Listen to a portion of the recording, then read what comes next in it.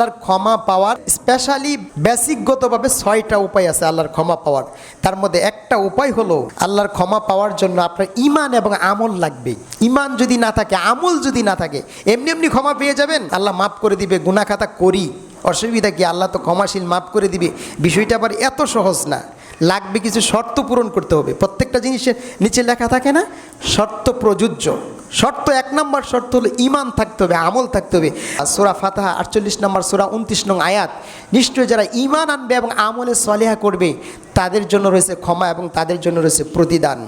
দেখুন, একজন মানুষ যখন গুনাহ করে, হাদিসটা দেখি, ইন্নাল আবদা ইযা আসাবা যামবান, আল্লাহ রাসূল সাল্লাল্লাহু আলাইহি সাল্লাম বলেছেন, যখন একজন মানুষ গুনাহ করে, গুনাহ করার পরে যদি সে চিন্তা করে আল্লাহ আমি এই গুনাহটা করে ফেলেছি, আল্লাহ যদি আমাকে পাকড়াও করে, তখন আল্লাহর কাছে মাগফিরাত চায়, আল্লাহর কাছে ক্ষমা চায়।